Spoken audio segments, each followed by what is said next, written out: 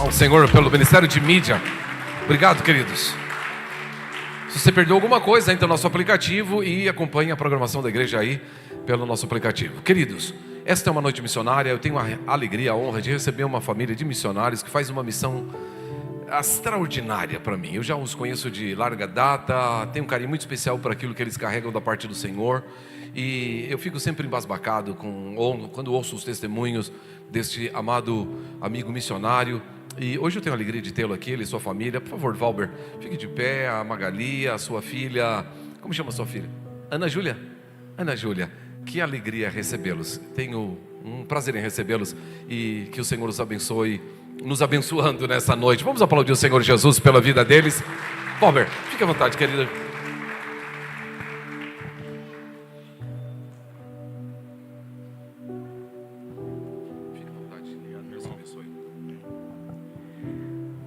Boa noite, igreja, graça e paz, amém. Prazer imenso estar aqui. Eu queria, normalmente, o que eu vou fazer agora no início, é feito às vezes no final, mas eu queria fazer agora. Porque eu imagino que não vai acontecer, peço a Deus por isso, mas se você não aproveitar nada que eu falar daqui para frente, esse momento vai ser muito importante. Eu queria dar um testemunho. Há 22 anos atrás, Deus fez um chamado muito forte para mim. Em especial há 25 anos, mas eu não sabia que ia chegar no ponto que chegou. E há 22 anos atrás eu estava numa encruzilhada que eu tinha que decidir: ou eu continuava a vida profissional do jeito que estava, ou eu me dedicava 100% àquilo que Deus estava me chamando para fazer. Eu e Magali nos vimos nessa situação. Nós morávamos em Goiânia e eu trabalhava com vendas e eu já tinha começado aquilo que eu vou explicar aqui sobre um trabalho que a gente faz com criança e adolescente com câncer. E eu fui para Goiânia para trabalhar com vendas. Eu não sou vendedor, irmãos. Se eu for te vender, eu te dou todos os argumentos para você não comprar. Eu sou muito bom nisso, em fazer você não querer aquilo que eu tenho para te oferecer, se for lidar com vendas. Eu não sei fazer isso. Mas era um produto muito fácil de vender e era uma coisa muito boa, dava muito dinheiro. Ele se vendia automaticamente. E eu fui para Goiânia, nós fomos para Goiânia, eu e Magali fomos para Goiânia porque a gente queria ficar mais próximo do hospital e ter mais tempo de visitar as famílias, de fazer o trabalho que a gente faz. E aí nós fomos para Goiânia, Deus nos levou para lá. E um dia eu fui convidar, isso foi gerando uma insatisfação muito grande, porque na semana que nós fazíamos visitas, íamos na casa das famílias, a gente não ia ia no hospital e tal, e se envolvia com tudo isso. Eu não vendia. Na semana que eu me envolvia com o trabalho das vendas e tudo, eu ganhava muito dinheiro, mas eu não fazia aquilo que o Senhor tinha me chamado para fazer. E um dia, numa manhã, eu tinha uma proposta maravilhosa de fazer a venda do século. A venda maravilhosa. Eu ia ficar alguns meses ali tranquilo para poder fazer aquilo que o Senhor tinha me chamado para fazer. E o Senhor aprontou uma comigo terrível. Quando eu cheguei na porta da escola do Colégio Batista, ali no setor Coimbra, para fazer aquela venda que eu ia ficar muito tempo tranquilo, aí me ligam do hospital falando que uma criança que de apenas 3 anos havia falecido. E a mãe não tinha nada para fazer o sepultamento daquela criança, nem uma roupinha para fazer o sepultamento ela tinha. Ela não conseguia falar com o marido dela, que morava lá no interior, a mais de 200 quilômetros daqui, morava na roça, e ela não conseguia falar com ninguém, o hospital não conseguia. E eles falaram: olha, ela está aqui, ela faleceu. E aí a gente não tem o que fazer. E aí eu lembrei de você. E a assistente social ligou. E aí, descia do carro e fazia a mega venda 7 horas da manhã ali no Colégio Batista, ou ia atender essa família? Eu não fiz nenhuma das duas coisas. Eu saí chorando na cidade. E eu não sei como, eu compartilhava com o pastor Cláudio há poucos dias, eu não sei como que do setor Coimbra eu saí e Deus me levou até lá na Avenida Itália, lá onde era a igreja que o pastor Cláudio pastoreava, e de manhã estava acabando uma reunião de oração que tinha ali. Naquela semana, era uma semana que estava tendo os irmãos estavam indo muito cedo para a igreja orar, e acabou, teve um café, e o pastor Cláudio estava cumprimentando esses irmãos lá fora e despedindo. E eu parei na porta da igreja, completamente descontrolado. Ele me levou para dentro, me deu água, eu contei a história para ele, ele ficou olhando assim para mim. Ele falou: você não vai fazer nada? Você nem vai lá? Você vai vender lá, fazer a venda? Eu falei: pastor, não dou conta. E você não vai no hospital também? Você não vai fazer nenhuma das duas coisas? Vai lá, meu irmão, vai lá fazer o que você tem que fazer, porque eu não vou. Eu não tenho chamado para isso. Eu não quero ir lá atender uma mãe que está sofrendo porque a filha de 3 anos morreu de câncer. Vai lá, corre lá. Vem aí essa semana que a gente está tendo oração de manhã e nós vamos orar por você. E no outro dia, e a gente fizemos isso, peguei a Magali no trabalho, ela trocou o horário de trabalho dela, e a gente foi para o hospital, fomos comprar roupa para aquela criança, fomos contratar uma empresa funerária para fazer o serviço. Almoçamos junto com ela e colocamos ela dentro do carro, e ela foi embora lá para o município de Itapirapuã com o corpinho da filha dela. No outro dia cedo eu fui lá na igreja, na reunião de oração, e depois terminou a reunião, o pastor Cláudio falou: Valber, você está numa encruzilhada, você tem 2 caminhos. Ou você vai ser muito bem sucedido, Deus vai te abençoar muito, Deus não vai te punir, e você vai ser muito bem sucedido na sua vida profissional. Ou você vai pegar esse outro caminho, talvez você viva algumas restrições, mas Deus não vai te desamparar nunca, e você aqui vai estar cumprindo o chamado que Ele tem para você. Nenhuma das duas opções, se você tomar, Deus vai te punir por nenhuma. Então é um gigante que você tem para derrubar, que é o seu sustento. E Ele fez um compromisso comigo, com a minha família. A Magali estava grávida da Ana Júlia. Aliás, a Magali não sabia que estava grávida da Ana Júlia. Nós não sabíamos que a Ana Júlia estava vindo.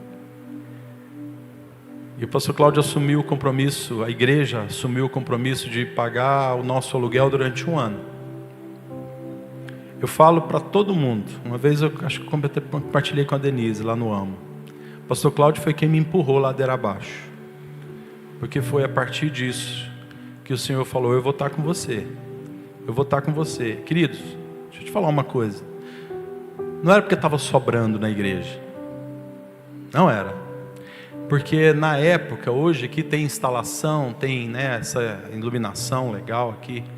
Mas a igreja lá na época estava em construção. Estava numa fase de acabamento difícil. Eu lembro que as luminárias, não tinha luminária, eram os fios pendurados e as luzes ali penduradas, os bocalzinhos, soquete, tudo pendurado. Eu lembro dessa imagem com muita nitidez. E todo mês, quando o dinheiro caía na conta para pagar o aluguel, e pasmem, eu estava pesquisando agora essa semana, um salário mínimo em 2022 era R$200. Eu não sei como que a igreja depositava R$190 na minha conta. E eu queria, antes de ministrar a palavra, eu queria que a gente continuasse nesse tempo de celebração, de adoração a Deus. A gente, desde que nós entramos aqui, nós estamos fazendo isso, adorando ao Senhor. Eu queria que a gente adorasse agora ao Senhor, orando pela vida do pastor Cláudio. Eu queria que o pastor Cláudio ficasse de pé. Eu sei que essa igreja ama muito o pastor Cláudio, eu não tenho dúvida disso. Mas eu queria que agora a gente orasse por ele. Vem cá, pastor, por favor. Eu acredito que o Senhor nos leva a fechar ciclos. Acredito nisso, pastor. E o Senhor sempre nos coloca para abrir. Quando o Senhor abre um novo ciclo na vida da gente, Ele fecha. Nós temos que fechar aquele ciclo passado. Eu não estou aqui nessa noite por acaso. Eu não vim aqui por acaso, pastor. Eu vim aqui porque eu precisava, nessa casa que você está agora, que não é mais aquela lá de Goiânia, que sabia de toda essa história, compartilhar com esse povo. Que tudo que nós começamos lá no passado, de assumir esse compromisso, de estar andando, entrando na casa de famílias que estão sofrendo, que tem seus filhos, vê seus filhos morrendo, a gente tem a responsabilidade, eu e Magali, nós lembramos disso sempre e falamos, essas pessoas entram com a gente em cada uma dessas casas. Durante todos esses 22 anos você entrou, você, pastora Márcia, todo o legado de vocês, os seus filhos, entrou na casa de cada uma dessas famílias, dessas milhares de famílias, dessas milhares de visitas que nós fizemos. Vamos orar pela vida do pastor Cláudio? Senhor, nós glorificamos o Teu nome nessa noite. Eu glorifico o Teu nome, Senhor, pela vida do pastor Cláudio, pelo Senhor ter levantado ele com Tua poderosa mão. E, ó Deus, muito obrigado, porque até aqui o Senhor tem sustentado ele, até aqui o Senhor tem fortalecido ele, até aqui o Senhor tem, ó Deus, dado direção para ele, e daqui em diante não será diferente, Senhor. Obrigado, Senhor, porque o Senhor usou a vida deste homem para fazer com que nós, eu e minha família, chegássemos até aqui. Obrigado, Senhor, porque naquele momento eu e Magali não tínhamos uma direção, e o Senhor, através da vida do pastor Cláudio, foi, ó Deus, o balizador, ó Pai, a bússola, para que nós pudéssemos, ó Pai, fazer a vontade do Senhor e estar pregando o Teu Evangelho, Senhor, na vida de pessoas que precisam. Obrigado pela vida dele, nós glorificamos o Teu nome por essa igreja, por esta casa, por este povo e pela vida do pastor Cláudio, pelos seus filhos e por todas as suas gerações, em nome de Jesus, Pai. Muito obrigado, Senhor.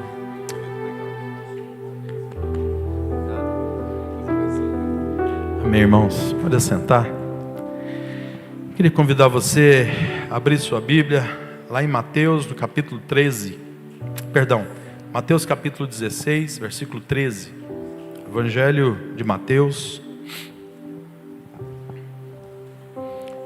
Eu tenho mais uma filha, a Ana Vitória. Ela hoje foi acompanhar a apresentação da filha de uma grande amiga dela. E trago saudações dela, que há pouco ela mandou aqui, mas não pôde estar aqui. Mateus capítulo 16, versículo 13. A palavra do Senhor diz o seguinte: indo Jesus para a região de Cesareia de Filipe, perguntou a seus discípulos: quem os outros dizem que é o Filho do Homem? E eles responderam: uns dizem que é João Batista, outros dizem que é Elias, e outros dizem que é Jeremias ou um dos profetas. Ao que Jesus respondeu: e vocês? Quem dizes que sou? Respondendo Simão Pedro disse: o Senhor é o Cristo, o Filho do Deus vivo. Então Jesus lhe afirmou: bem-aventurado é você, Simão Bar-Jonas, porque não foi carne nem sangue que revelaram isso a você, mas meu Pai, que está nos céus. Também eu te digo que você é Pedro, e sobre essa pedra edificarei a minha igreja, e as portas do inferno não prevalecerão contra ela. Vamos orar? Mais uma vez. Senhor, nós estamos diante da Tua palavra e nós clamamos ao Senhor, que o Senhor venha falar aos nossos corações, Pai, de forma sobrenatural. Que o nosso entendimento, o nosso intelecto, Pai, seja jogado agora de lado, para que a gente possa entender aquilo que o Senhor tem para falar conosco, Pai. Porque são coisas, ó Pai, que dizem respeito a um reino totalmente diferente dos reinos caídos dessa terra, dos reinos corruptos dessa terra, dos reinos humanos, ó Pai, dessa terra. O que vamos falar aqui, ó Pai, não tem nada a ver, ó Pai, com isso que nós vivemos, ó Pai, no mundo natural, mas é completamente sobrenatural e diz respeito àquilo que é do Senhor, de um reino celeste, que nós representamos aqui nessa terra, e nós glorificamos o Teu nome por isso. Fala conosco, Pai, nessa noite, em nome de Jesus. Amém, Senhor. Amém. Irmãos, esse texto é uma reflexão. O texto por si só, ele já, né, só de nós lermos, ele já fala aos nossos corações. Se nós lermos ele 3 vezes, 5 vezes, 10 vezes, cada vez que você vai lendo, você vai se identificando com isso. Porque é interessante que Jesus está fazendo uma coisa muito prática. Ele pergunta para os discípulos quem que estão falando, qual é a impressão que tinham dele. Talvez hoje ele perguntava: quantos likes eu tenho? Quem é que está me seguindo? Jesus pergunta para os discípulos porque ele queria ter uma perspectiva disso lá, mas ele queria chegar um pouco na frente. Ele pergunta: quem estão falando por aí que eu sou? Quem é que dizem por aí que eu sou? Diante de tudo isso que a gente vem vivendo nesses dias, andando, entrando em aldeias, curando pessoas, diante de tudo isso que estão vendo aí, que agora eu apareço, meu rosto agora está aí figurando pelas ruas de Jerusalém, das aldeias vizinhas, o que estão falando, quem estão falando que eu sou? E os discípulos falam para ele: uns falam que você é Elias, outros falam que você é Jeremias, outros falam que você é um dos profetas.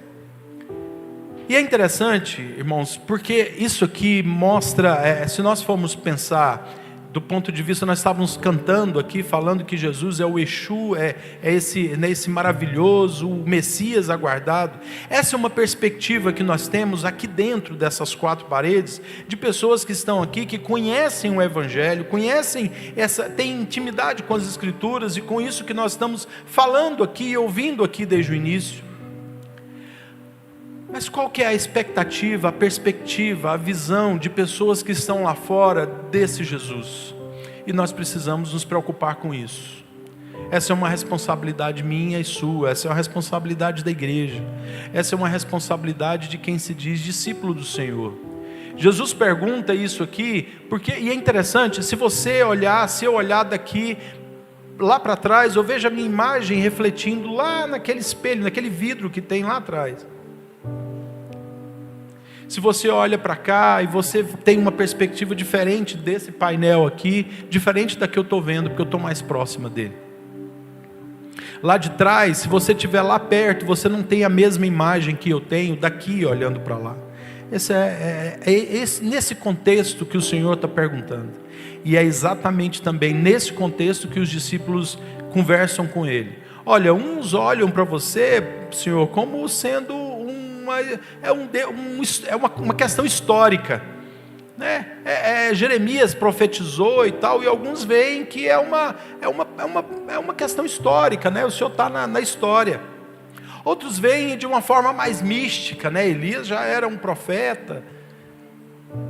Irmãos, e ele pergunta: quem vocês dizem que eu sou? De onde vocês estão? Como vocês estão enxergando a mim? Daí de onde vocês estão, andando comigo, vendo pessoas sendo curadas, engolindo a poeira das minhas sandálias, entrando em aldeias, entrando em casas, passando às vezes frio, passando calor, engolindo poeira. Quem vocês dizem que eu sou? De onde vocês estão? Como é que vocês me enxergam? E aí Pedro salta, não sei se a palavra não fala aqui, se os outros responderam alguma coisa, mas fala que Pedro respondeu: Senhor, o Senhor é o Cristo, o Filho do Deus vivo. A percepção de quem andava com Jesus é que Ele era o Cristo, o Filho do Deus vivo. Irmãos, a percepção que eu e você, talvez de todos aqui, pode ser unânime. Nós temos uma percepção clara de que Ele é o Cristo, o Filho do Deus vivo. Amém? Quem aqui tem essa percepção que Jesus é o Cristo, o Filho do Deus vivo? Mas quem lá fora estão falando que é esse Jesus? Quem que esse mundo, dessa porta para fora, essa cidade que daqui da parte alta a gente enxerga, essa cidade que cada luzinha representa uma casa, um lar, esses lugares que tem essa luzinha acesa que daqui dessa parte alta a gente enxerga, do alto da Bela Vista, essas pessoas que estão lá embaixo no vale, quem elas dizem que é Jesus? Jesus está fazendo essa pergunta para mim e para você. Jesus faz essa pergunta nesses dias para a igreja. Quem estão falando que eu sou? Ele está perguntando. Quem que esse mundo bagunçado, conturbado, esse mundo que mata, que aniquila, que destrói, quem esse mundo estão falando que é o Cristo? Quem que eles estão falando que é o Cristo? Eu queria compartilhar algumas coisas com vocês, algumas percepções sobre o Cristo, coisas que parecem ser bem pequenas, que talvez para mim e para você não tenha nenhuma importância. Eu queria mostrar algumas imagens sobre aquilo que a gente faz ao longo desses 25 anos. O Núcleo Esperança completa agora, dia 18 de outubro, 25 anos. E para você entender um pouquinho, essa é uma noite que a gente fala de missões, e missões é eminentemente saber e entender como o mundo enxerga Jesus e fazer com que o mundo enxergue Jesus a partir do nosso olhar. Porque o nosso olhar é que Ele é o Cristo, o Filho do Deus vivo. E quando o irmão vai lá para o Irã, vai para o Afeganistão, ou vai aqui para o vizinho, para pregar o Evangelho, ele está fazendo isso, fazendo com que essa pessoa enxergue Jesus a partir da ótica dele, que Jesus é o Cristo, o Filho do Deus vivo. Coloca, por favor, o primeiro. Quem era Jesus na vida da Eduarda? Eduarda era uma menina que morava lá no setor Madre Germana, Goiânia. O pastor Cláudio conhece. Era uma região extremamente... Ainda não é uma situação fácil, mas isso aqui... O Madre Germana, quando nós começamos a ir lá, quando ele foi criado lá, esse loteamento, nós tínhamos que ligar em um número no 190 e aí a gente ia lá escoltado. Hoje ele é um lugar muito legal. Tem gente muito boa, e sempre teve, mas era um lugar perigoso. E a gente ia com cestas, com alimentos e tal, e aí a gente tinha que entrar ali de uma forma diferente. A Eduarda é uma menina que morava lá, e ela sofreu uma amputação da perna, porque ela tinha um câncer na perna. Ela tinha um tumor, ela sofreu uma amputação aqui na coxa, e o sonho da Eduarda era ser militar. E um dia numa visita, a Eduarda fala que queria ser militar, mas ela olha para baixo e fala, agora não tem mais jeito, né? E a gente continua a conversa e ela começa a se deliciar de um tema tão gostoso para ela, que era saber como era uma base militar. E aí, na semana seguinte, pode passar por favor, Deus abriu as portas e no dia do aniversário de 15 anos da Eduarda, ela veio numa manhã de sábado visitar a base aérea de Anápolis. Quem aqui já entrou no KC-390? Alguém aqui já entrou no KC? A Eduarda entrou, ela teve o privilégio de entrar e ela realizou o sonho dela. Jesus, para ela, era alguém que se importasse com o sonho que ela tinha. O sonho de conhecer uma base militar, de degustar um pouquinho desse ambiente que ela não teria mais oportunidade de desfrutar. E ela viveu os últimos dias de vida dela mostrando essas fotos para todo mundo, que ela teve o privilégio, ela foi honrada pela base, ela ali uma miniatura de um caça, e ela realizou esse sonho, mesmo que fragmentado por um dia, mas ela realizou o sonho, e Jesus se manifestou nesse dia na vida da Eduarda. Passa para o próximo, por favor. A Kathleen era uma menina, ela morava em Aragarças. Ela foi criada pela avó, a avó era a mãe dela, porque a mãe... E a Kathleen tinha um tumor muito grande aqui na mandíbula. E a Kathleen veio para Goiânia para tratar, a avó dela veio com ela, a mãe dela. E a Kathleen um dia comentou que ela tinha vontade de voar. Tinha muita vontade de voar. Parecia ser uma coisa tão... Mas vamos levar a Kathleen para voar? Aí nós trouxemos a Kathleen aqui, e a Asa de Socorro fez um voo panorâmico com a Kathleen, numa manhã de domingo. Aqui a Kathleen com a Maria, com a mãe dela. Pode dar um clique aí, por favor, tem um videozinho. Será a Kathleen? Pode passar. A Kathleen, 3 dias antes dela falecer, o tumor tinha tomado completamente a boca dela, ela não abria mais a boca. E quando eu cheguei no hospital para visitá-la, todo dia eu ia lá vê-la, e ela já tinha muito mau cheiro. E ela falou assim: Ti, olha a minha situação. Eu cheguei bem próximo do ouvido da Kathleen e falei: Kathleen, lembra aquele dia que você voou? Que você falou que era interessante, que lá de cima você via tudo bem pequenininho? Você lembra que você falou que você pegou uma carreta e você fez assim, e a carreta cabia dentro da sua mão, desse tamanhozinho? Kathleen, a carreta continua sendo a carreta, e ela continua sendo do tamanho de uma carreta, mas lá de cima você via ela bem pequenininho. Isso que você está vivendo hoje, Kathleen, perto da eternidade, é como aquela carreta. Lá na eternidade você vai ver esses dias difíceis que você está vendo hoje, que são grandes, que são gigantes, que são difíceis de transpor. Mas lá da eternidade com Jesus, você vai ver, e você vai ver que esses dias são só fragmentos de tempo. A Kathleen, poucos dias antes, a gente fez uma atividade de Bible Journaling, que é de desenhar na Bíblia e tal. E aí foram alguns jovens daqui para lá, e aí a ideia era o seguinte: cada jovem escolhia um versículo da Bíblia para fazer um desenho, e aí depois colocava na nossa Bíblia lá, na nossa Bíblia Anote, o desenho e tal, e ele ia falar sobre o versículo. E a Magali falou: vai, e aí Kathleen, qual versículo? Ela falou: tia, eu não sei, eu nunca li a Bíblia. Irmãos, um povo não alcançado, aqui em Aragarças, divisa com Mato Grosso. Ela tinha 16 anos, ela nunca tinha lido a Bíblia na vida. Nunca ninguém tinha lido a Bíblia com ela. A Kathleen não sabia de versículo nenhum. Ela não sabia quem era Jesus. Mas Jesus para ela passou a ser esse que faz um momento de dor se transformar num fragmentozinho, pequenininho. Porque lá da eternidade, das alturas, Ele tem poder de fazer isso.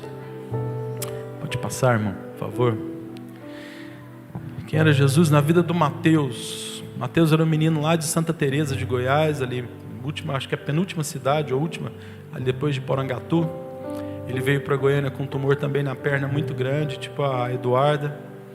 E ele já veio com metástase também pulmonar. E veio só ele e a mãe, a Núbia. E ela cuidava dele de uma forma fantástica. E ela ficava ali num barraquinho de um cômodozinho ali na Avenida Independência, perto da Praça da Bíblia. E nós fazíamos a festa Dia das Crianças, antes da pandemia. Nós tirávamos as crianças do hospital, levávamos para um salão de festa, eles brincavam a tarde toda e voltavam para o hospital.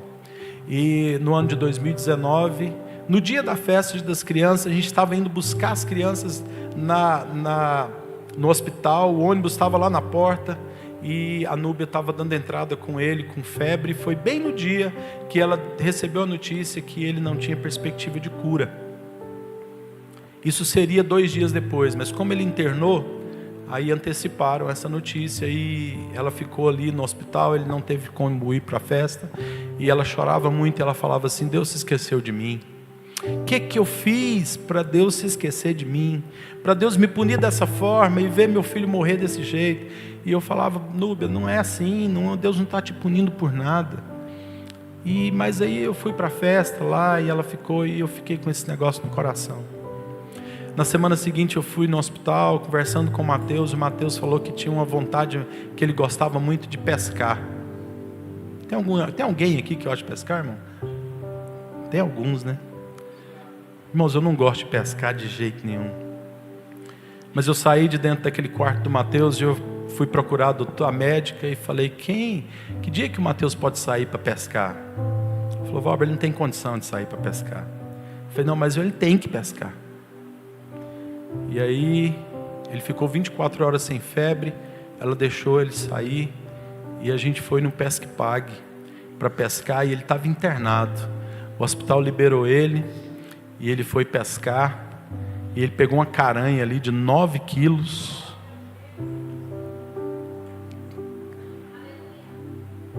O Mateus tomava morfina de horário.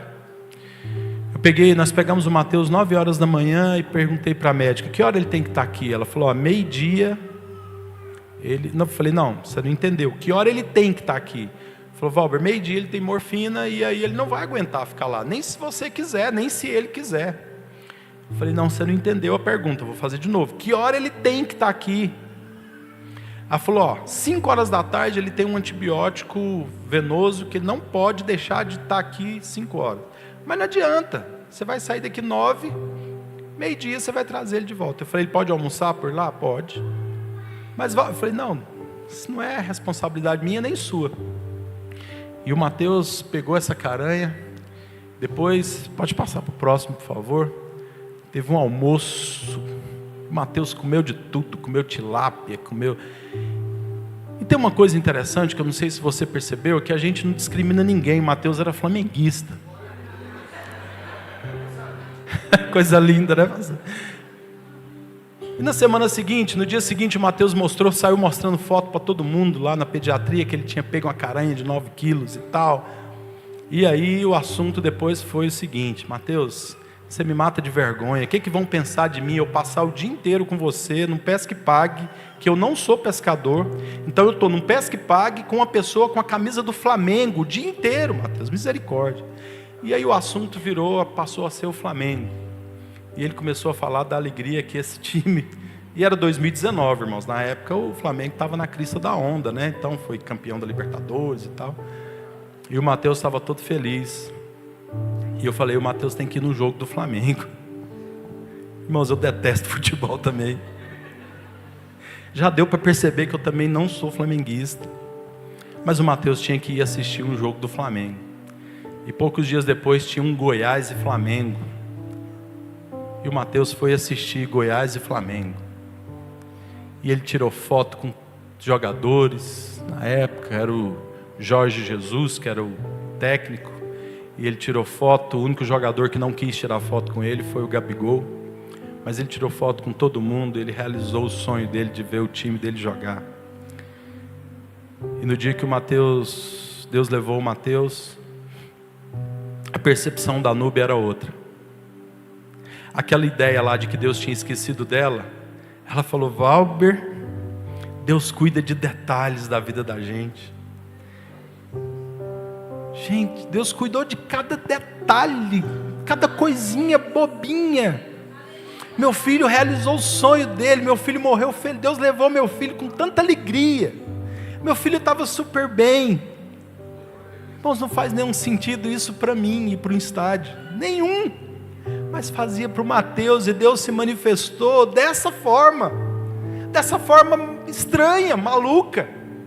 E ela começou a entender que Deus se preocupava com detalhes da vida dela, com coisas que pareciam ser bem banais. Mas Deus se manifestou desse jeito. Passa mais um, por favor. Vamos andar mais rápido.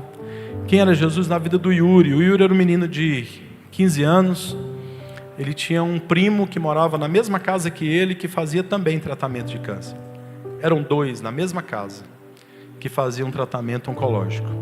O Yuri tinha um tumor ósseo e o Davi tinha leucemia. Morava ele, a avó, um irmão, uma tia que havia separado e mais 3 primos. Quem mantinha toda essa galera era a avó, que vendia pano de prato no sinaleiro lá no Parque Anhanguera. Ela mantinha toda essa galera lá no sol escaldante. A tia dele levava ele para o hospital e trazia. A mãe dele havia falecido e o pai dele estava preso no presídio Nelson Hungria, lá na região metropolitana de Belo Horizonte. E um dia, numa visita para o Yuri, ele estava muito triste. E eu pensei que ele estava triste porque ele tinha descoberto que ele não tinha perspectiva nenhuma mais de cura. Mas o Yuri estava triste porque ele queria lá em Belo Horizonte fazer, sabe o que, irmãos? Dar um beijo no pai dele, que estava preso, e que foi a tragédia da vida dele.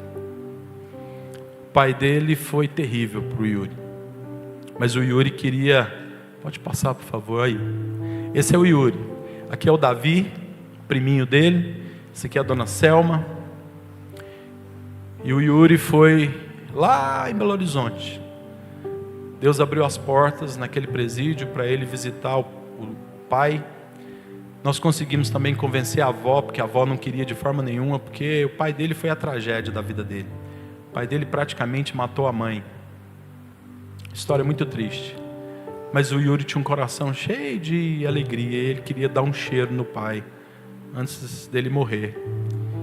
Jesus para o Yuri era esse que leva ele lá para dar um beijo no pai que estava preso, porque tinha feito um monte de coisa errada e estava cumprindo a pena por isso. Jesus para o Yuri era esse que realizava esse desejo. E esse Jesus realizou o desejo do Yuri de abraçar o pai. Pode passar, por favor. Isso já foi o ano passado. O Yuri, a Yasmin era uma menina que morava aqui próximo de Alexânia. A mãe era semi-analfabeta, uma situação muito difícil. A Yasmin ia para São José do Rio Preto para fazer um transplante de medula. E a Yasmin queria ir enxergando melhor. Ela precisava de consulta e ela precisava de óculos, porque ela ia para São José do Rio Preto e ela precisava. E nós descobrimos isso. E a Yasmin veio para Anápolis. Essa era a Yasmin. Pode passar para o próximo, por favor. Ela era muito carinhosa. Essa é uma Kombi que ela me deu dias antes dela vir aqui.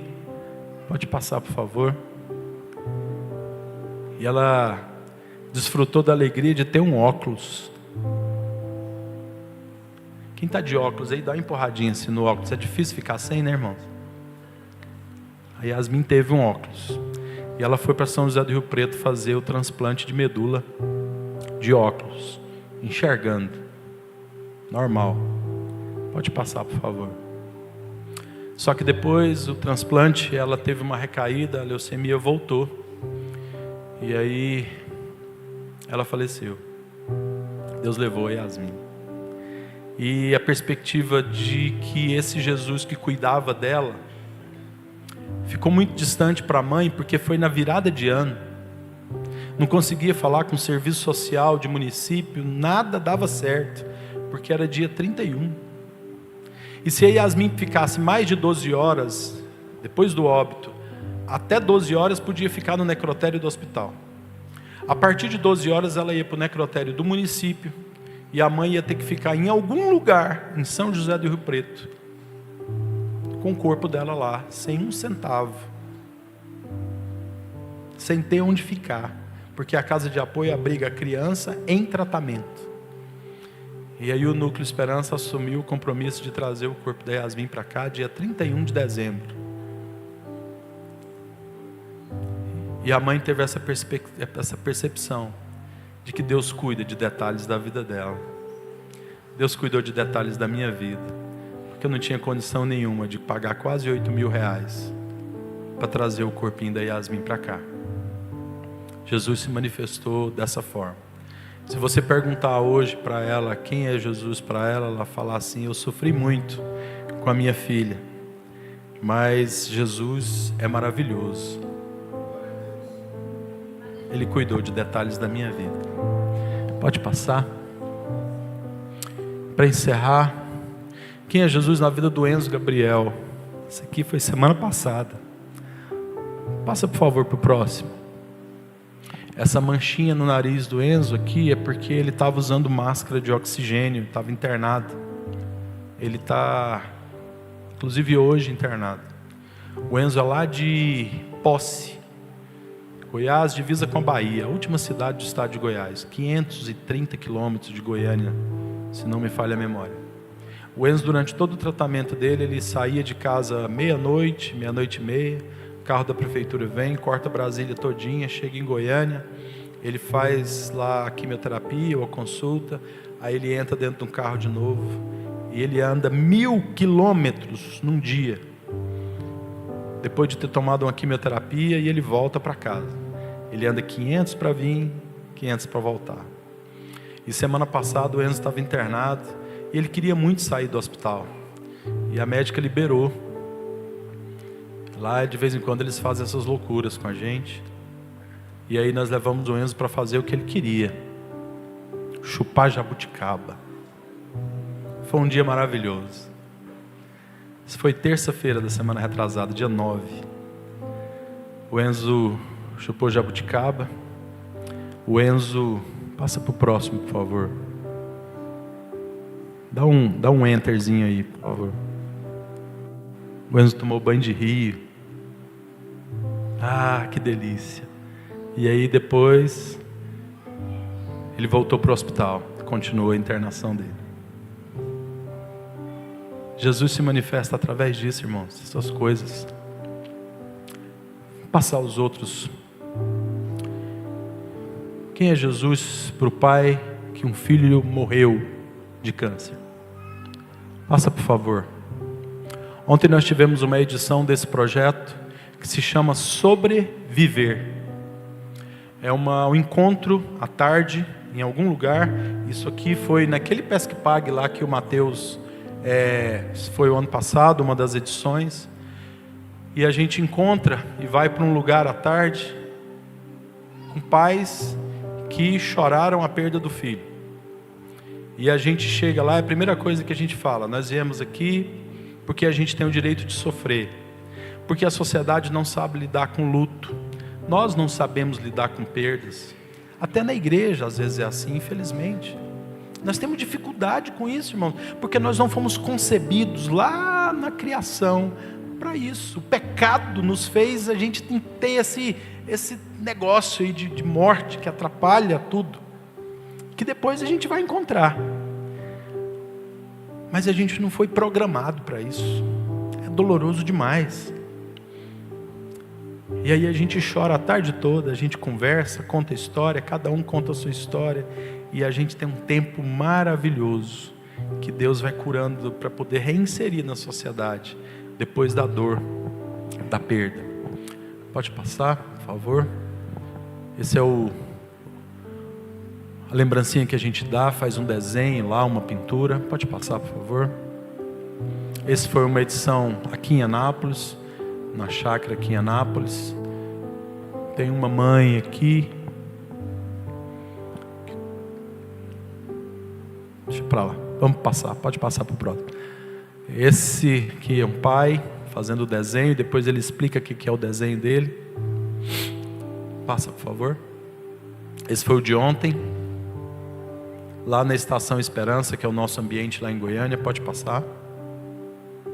Essa é a unidade que nós temos lá em Goiânia. É um centro de acolhimento durante o dia.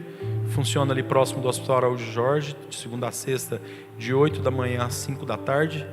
A gente tem brinquedoteca, biblioteca, serve refeição, café da manhã, lanche à tarde, tem atendimento psicopedagógico para a família. E tudo isso é para que ele tenha a percepção de que Jesus está cuidando dele, mesmo durante um momento difícil. Pode passar, por favor. Essa é a nossa maravilhosa mesa lá. É por isso que a gente fica assim mais gordinho, porque o Senhor Jesus, Ele ama a mesa. A mesa é um lugar especial. A comunhão, estar junto, comer junto, compartilhar. As mães chegam nesse lugar aqui, tem dia que a gente chega na porta, tem dia que eu chego lá e eu fico um tempo esperando, porque parece que é uma festa lá dentro, e é uma festa. Risos, alegria, cântico, barulho, de mães que estão com poucos dias que seus filhos vão falecer, e elas sabem disso. Mas o Senhor transforma esse ambiente, irmãos, porque Ele está lá. Não sou eu, não é a Magali, não é a Michele, não tem nada a ver com a gente. É para a honra e glória do nome dEle, é para esse propósito, é para levar esse Jesus maravilhoso para eles se sentirem acolhidos. Pode passar, por favor. Uma oficina lá também, na estação. Pode passar. Pode passar. Aqui a Magali atendendo, duas crianças. A Valéria ia fazer uma cirurgia e ela não entendia muito bem o que era. E a Magali estava ali explicando para ela, atendendo na terapia, mostrando para ela o que era o corpo. E a Valéria hoje está uma moçona bonita, maior que eu, linda, lá de Mazargão. E ela está feliz pra caramba. Quando ela vai lá, é uma festa, porque esse toquinho de gente, que nem sabia o que era cirurgia, e ela estava ali nesse dia descobrindo, né?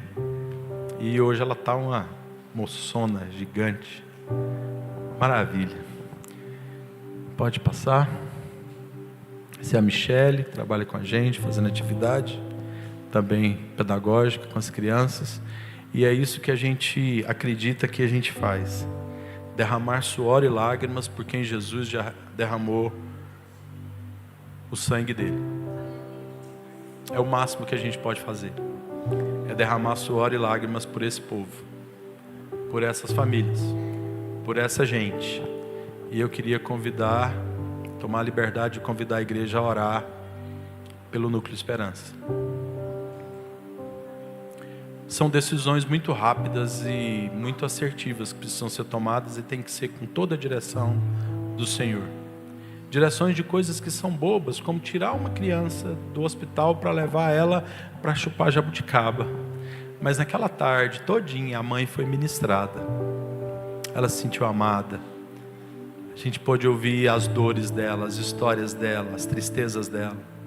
Ela tem uma filha de 22 anos que está lá na cidade dela, irmãos. Ela é deficiente. Ela está com um filho aqui com câncer. E ela tem uma filha lá que é deficiente. Como é que a gente pergunta para ela quem é Jesus para ela? Quem é Jesus para ela? Quem é Jesus para esse povo que sofre? Quem é Jesus para esse mundo lá fora, irmãos? O que o mundo lá fora está dizendo que é Jesus? O que uma família que está largada lá, com um filho com câncer, fala que é Jesus? Quem é Jesus para mim e para você? Ele é o Cristo, Filho do Deus vivo? Então a gente tem que mudar o olhar desse povo. A gente tem que mudar o olhar desse mundo. A gente tem que trazer eles para olhar de onde a gente está olhando, para enxergar Jesus como a gente enxerga. A gente tem que trazer eles para cá, para que eles possam enxergar do mesmo ângulo que nós estamos enxergando. A responsabilidade é minha e sua. A responsabilidade é da igreja. A responsabilidade é de quem entende que Ele é o Cristo, o Filho do Deus vivo. Vamos orar agora? Curva a sua cabeça agora de onde você está, mesmo sentado. Vamos orar. Pai, nós clamamos ao Senhor nessa noite por misericórdia, Senhor. Nós pedimos ao Senhor que o Senhor tenha misericórdia de nós, Pai. Oh Deus, em nome de Jesus. O nosso bairro não consegue enxergar Jesus por onde nós enxergamos, Pai. O trabalho, Deus, a faculdade, ó Deus, o poder público, ó Deus, as empresas, o comércio, ó Deus, a indústria, não consegue, Pai. Nós precisamos fazê-los enxergar. As pessoas que celebram, Pai, muitas vezes não conseguem enxergar Jesus como Ele é, quem Ele é de verdade. Pessoas que estão nessa hora em festa. E é muito legal estar em festa, Senhor. Muito bom. A gente gosta também de festa, Senhor. Mas tem tanta gente fazendo festa agora que não sabe quem é Jesus. Tem tanta gente chorando perdas agora que não sabe quem é Jesus. Que Jesus é apenas alguém da história, alguém que viveu na história da humanidade e foi um cara muito gente boa, um cara legal, um cara que fez coisas muito jóia, um cara que batia papo com a prostituta, um cara que conversava com a mulher na beira de um poço. Ele era só um cara gente boa, um cara massa. Ah, Pai, Jesus é o Cristo, Filho do Deus vivo. Jesus é o Cristo, Filho do Deus vivo. Nós sabemos disso. E a nossa responsabilidade, Pai, fazer com que o mundo enxergue esse Jesus com a ótica nossa, com os nossos olhos, através das nossas ações, através da nossa fala, através do nosso contato físico, através do nosso olhar, através das dificuldades que nós fazemos de fazer aquilo que não é do nosso cotidiano, que não faz parte das nossas vontades, dos nossos desejos, que não faz parte dos nossos anseios, Pai, que nem faz sentido para nós, Pai, que não soma nada na nossa vida. Oh Senhor, em nome de Jesus, tem misericórdia, Pai, da nossa vida. Quando nós não fazemos esse mundo vil enxergar Jesus como Cristo, Filho do Deus vivo, tem misericórdia de nós, Pai. Tem misericórdia da Tua igreja, Senhor. Tem misericórdia de nós.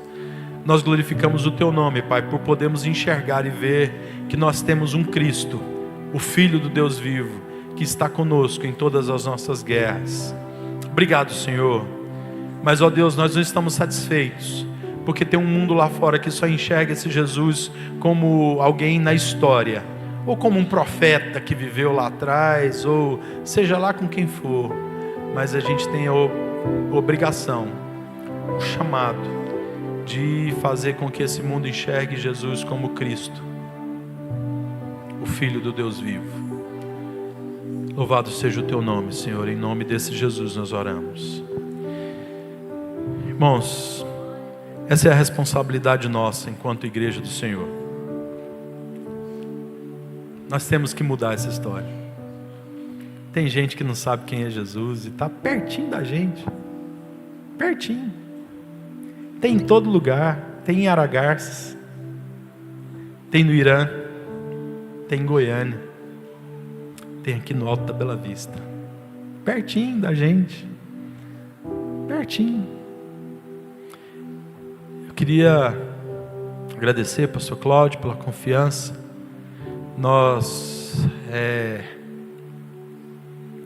O Núcleo Esperança existe para glorificar o Senhor. Não é porque tem pessoas que precisam de comida, e nem é porque somos bonzinhos, porque não somos. É para glorificar o nome do Senhor Jesus. Passam por essa casa, por este lugar, e a igreja está convidada a ir lá nos visitar, e ir lá tomar um café com a gente. O café não é bom não, mas a gente, conversa é boa, bate-papo é bom. O café da Michelle não é legal não, mas a gente toma assim mesmo.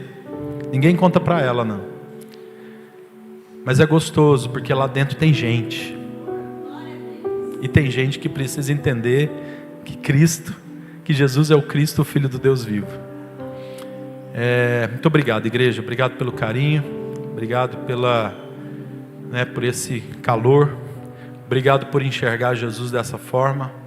E a gente vai se encontrando por aí. Orem por nós. Nós precisamos muito de oração. Nós temos desafios financeiros gigantes, mas nós precisamos de oração. Oração. Oração. Oração. Tanto que você puder orar por nós. Você está trabalhando. Você lembrou, tem um povo lá em Goiânia agora que está lá passando um perrengue talvez. Ora, porque nessa hora a gente está lá na margem de um leito, ou a gente está fazendo alguma dessas ações. E só está para glorificar o nome do Senhor e por causa das orações dos irmãos. Obrigado, igreja.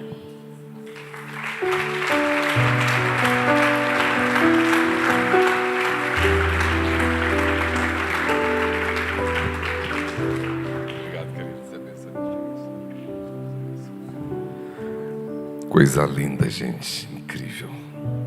Incrível. Oh, vocês estão ainda? Uau.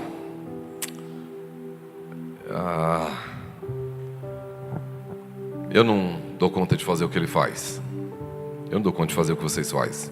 Eu fico muito feliz que o Senhor possa um dia ter me usado para dizer: vai nessa, Valber.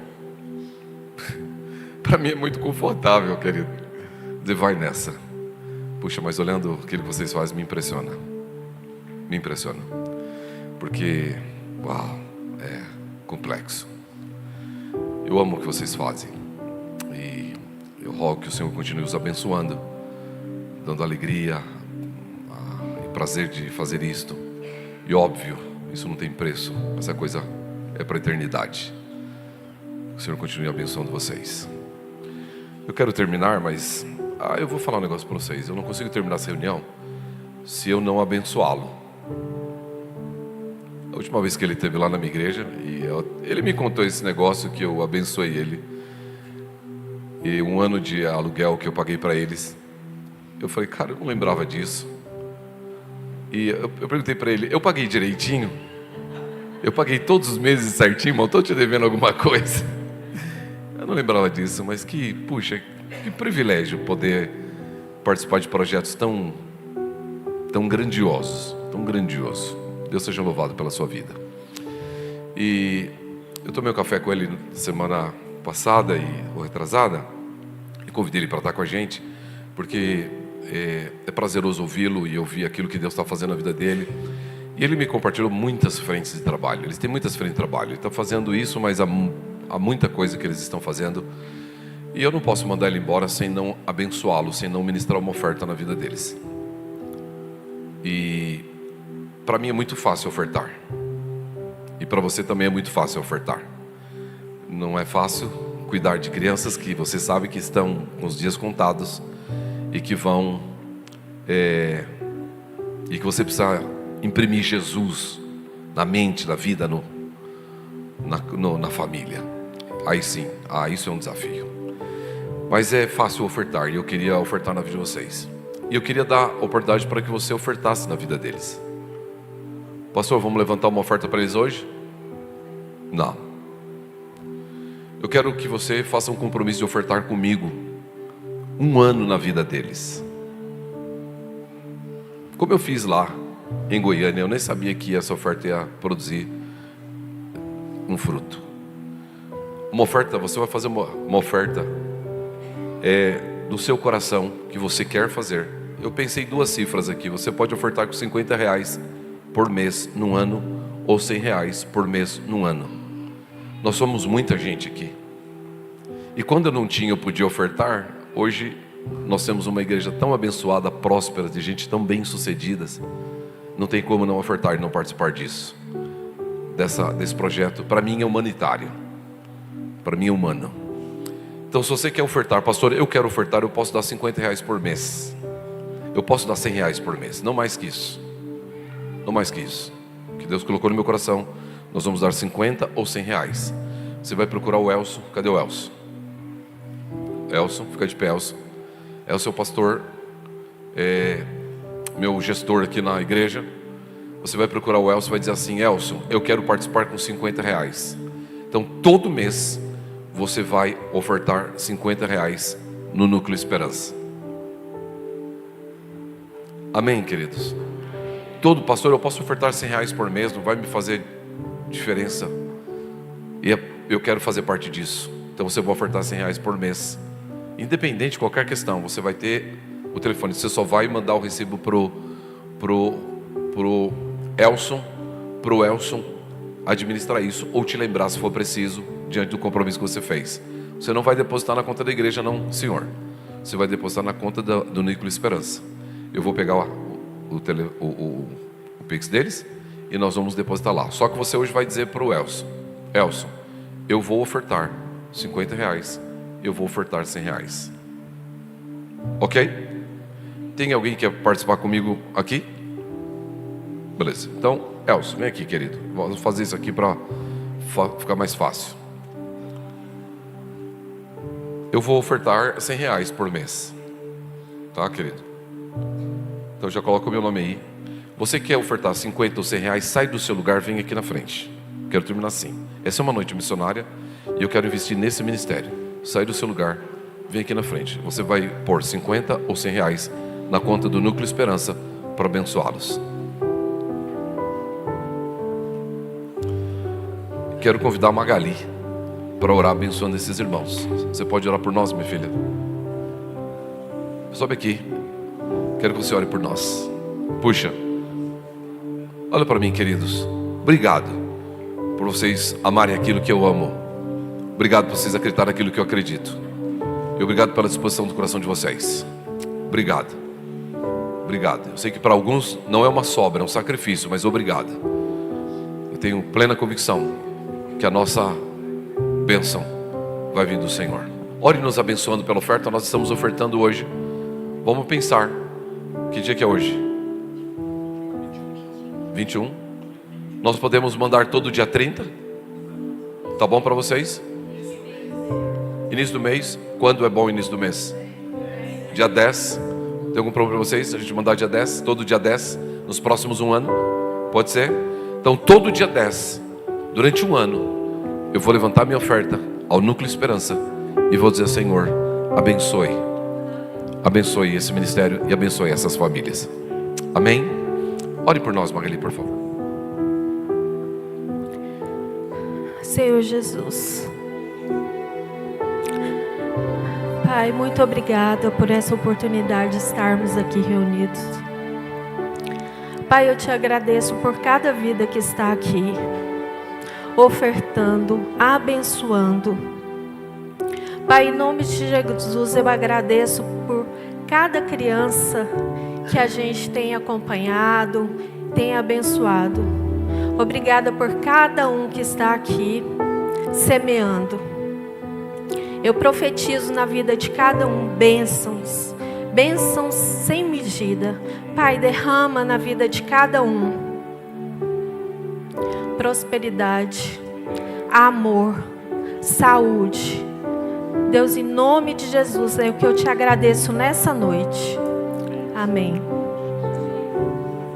Amém, queridos. Irmãos, só lembrando, lá funciona de segunda a sexta, das 8 da manhã às 5 da tarde. Mas se você quiser ir lá, e esse é o horário que está todo mundo, né, trabalhando, está todo mundo na vida, na correria aí do dia a dia.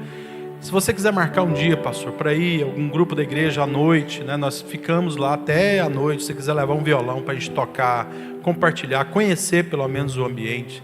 Se você quiser fazer num sábado, ir um pessoal, uma turma lá num sábado, né, tem programações agora da igreja nos finais de semana, mas se você quiser fazer um grupo e estar indo lá para conhecer o ambiente lá, o espaço nosso, para você se apaixonar ainda mais por isso, eu queria estender esse convite à igreja.